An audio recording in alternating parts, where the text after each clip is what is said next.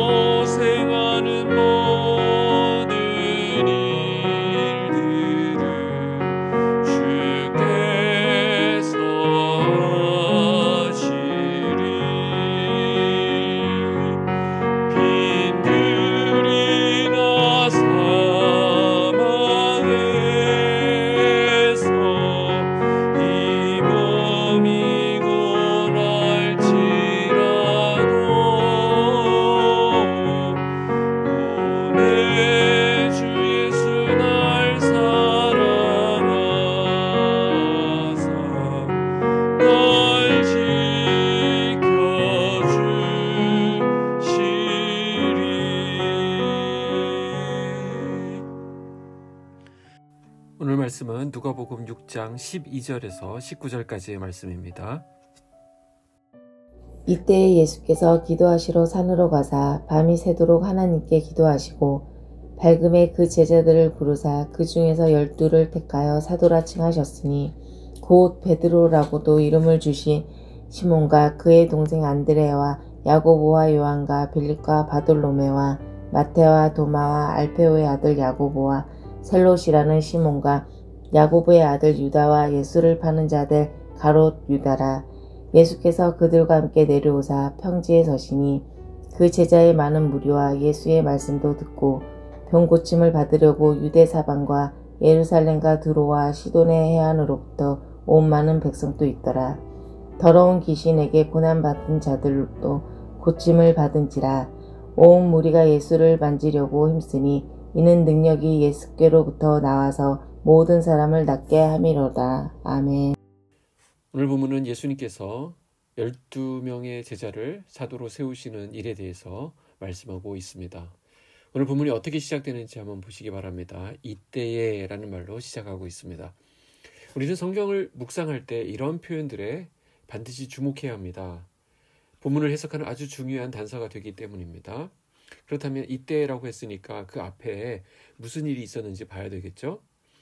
6장을 보게 되겠는데 1절에서 11절까지 두 번의 안식일 논쟁이 있었습니다.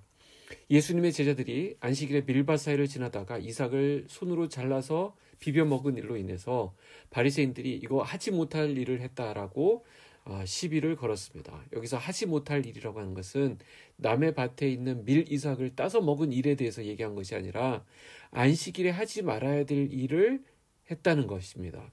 그러니까 안식일에 노동을 했다는 것이죠. 타작을 했다라고 본 것입니다.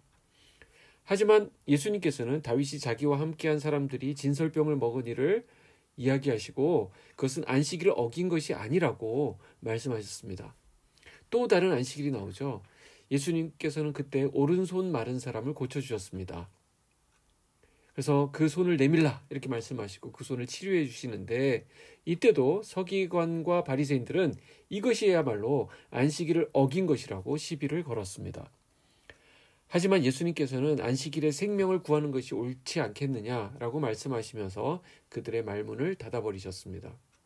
그래서 그들은 분노가 가득해서 예수님을 어떻게 하는 것이 좋은지 막 이렇게 의논하고, 또 예수님을 어떻게 하면 죽일 수 있을까 계략을 꾸미기 시작했습니다. 11절에 나오죠.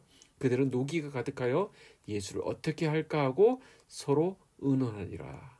그래서 본문의 이때에라고 하는 것은 예수님에 대한 이 반대 분위기, 적대적인 분위기가 점점 고조되고 있을 때라는 것입니다. 이 분위기를 우리가 감시해야 됩니다. 이때 그럼 예수님께서 무엇을 하고 계셨는지 오늘 성경이 그것을 말해주고 있습니다. 12절을 보시죠. 이때 예수께서 기도하시러 산으로 가사 밤이 새도록 하나님께 기도하시고, 예수님께서 이런 상황에서 뭘 하셨다고요? 기도하셨다라고 말합니다. 우리 같으면 어떻게 합니까? 반박할 기회를 엿보거나 세력을 더 규합하거나 아니면 잠시 피신하거나 이런 일을 할 텐데, 예수님은 그렇게 한 것이 아니라 악한 자들의 위협이 시시각각으로 다가오고 있는 바로 그 시점에서도 기도하시기 위해서 산으로 향하셨다라는 것입니다.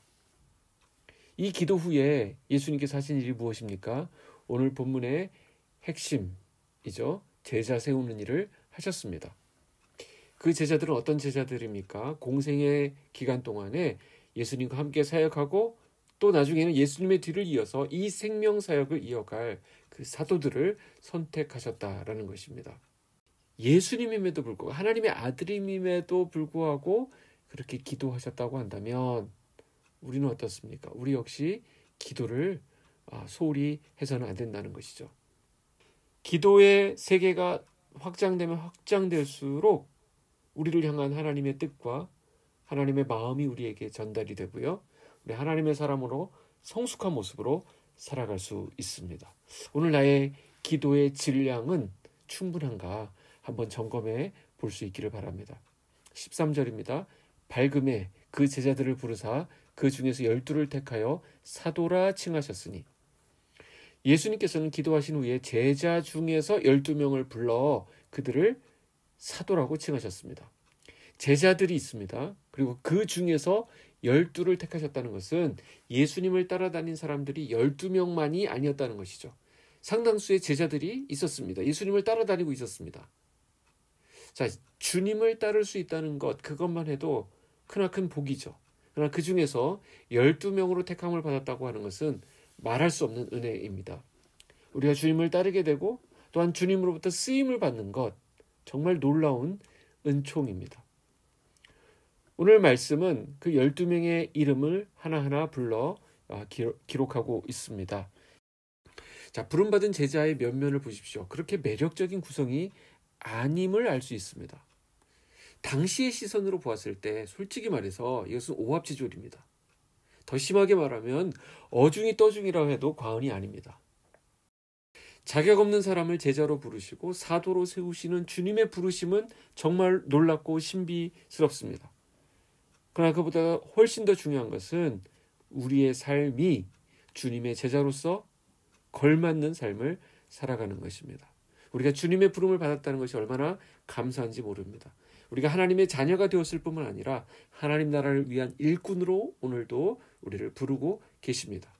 우리가 이 정체성을 가지고 나는 하나님 나라의 일꾼이다, 하나님의 부름을 받은 제자다 라는 정체성을 가지고 오늘을 사는 것과 이 부르심을 잊은 채 사는 것은 너무나도 큰 차이가 있습니다. 오늘 우리에게 주어진 이 날이 주님의 제자로 주님의 부르심이 합당하게 살아가는 귀하고 복된 날 되시기를 주님의 이름으로 축복합니다. 기도하겠습니다. 하나님 감사합니다.